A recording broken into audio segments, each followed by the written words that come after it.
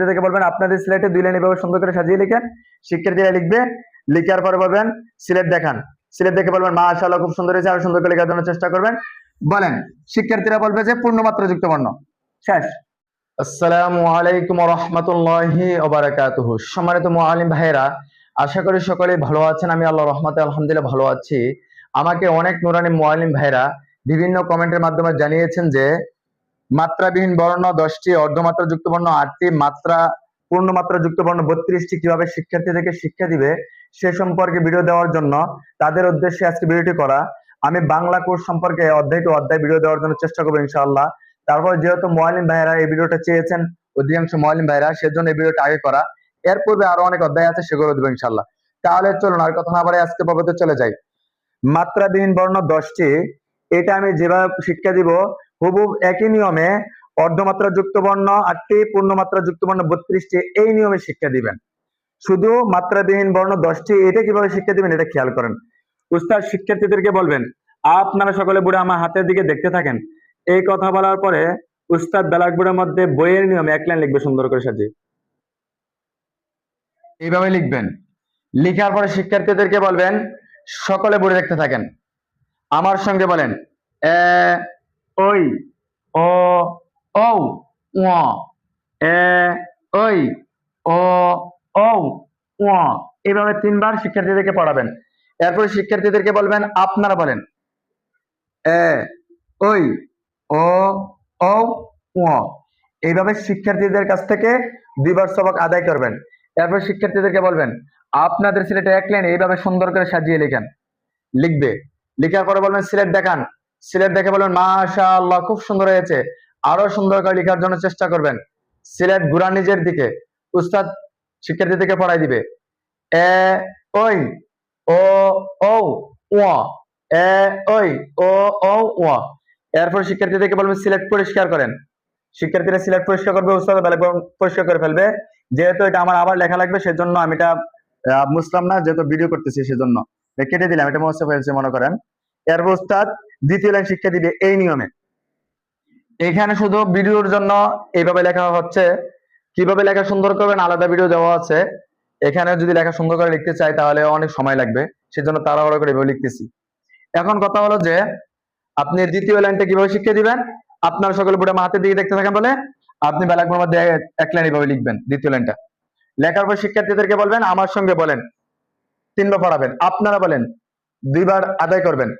তারপর শিক্ষার্থীদেরকে বলবেন এটার নিয়মে আপনাদের সিলেটে 1 লাইন এভাবে সুন্দর করে সাজিয়ে লিখেন। সিলেট দেখান, মাশাআল্লাহ খুব সুন্দর হয়েছে, আরো সুন্দর করে লেখার জন্য চেষ্টা করবেন।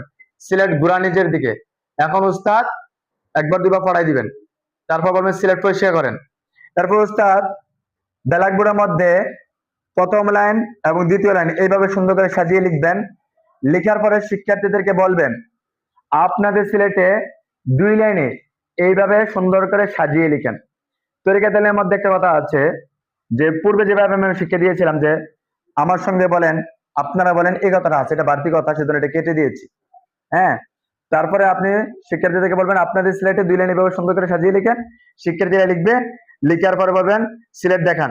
সিলেট দেখে বলবেন মাশাআল্লাহ খুব সুন্দর হয়েছে, আরো সুন্দর করে লেখার জন্য চেষ্টা করবেন। সিলেট ঘুরা নিজের দিকে।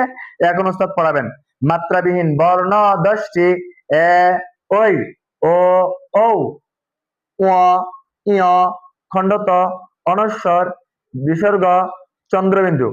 এইভাবে আপনি 5-7 বার পড়াবেন যাতে করে শিক্ষার্থীদের মুখস্থ হয়ে যায়। এরপরে বলবেন একজন দাঁড়ান পড়ান, আরেকজন দাঁড়ান পড়ান। যে সমস্ত শিক্ষার্থীরা দুর্বল তাদের থেকে সবক আদায় করবেন, নির্দিষ্ট করে তাদেরকে দাঁড় করিয়ে দিবেন। আশা করি বুঝতে পেরেছেন। এরপরে শিক্ষার্থীদেরকে বলবেন আপনাদের সিলেটে এইভাবে হাতে ধরে পড়েন। একটু পর আমি ব্ল্যাকবোর্ড মুছে ফেলবো, আপনাদের মুখস্থ লিখতে হবে। হ্যাঁ, এরপর উস্তাদ শিক্ষার্থীদেরকে বলবেন সিলেট পরিষ্কার করেন। উস্তাদ ব্ল্যাকবোর্ড পরিষ্কার করে ফেলবে। এখন শিক্ষার্থীদেরকে বলবেন আপনার মুখস্থ লিখেন, অর্থাৎ এখন মুখস্থ লিখেন। লিখবে। লিখার পরে বলবেন সিলেট দেখান। সিলেট দেখে বলবেন মাশাআল্লাহ খুব সুন্দর হয়েছে, আরো সুন্দর করে লেখার জন্য চেষ্টা করবেন। সিলেট ঘুরা নিজের দিকে।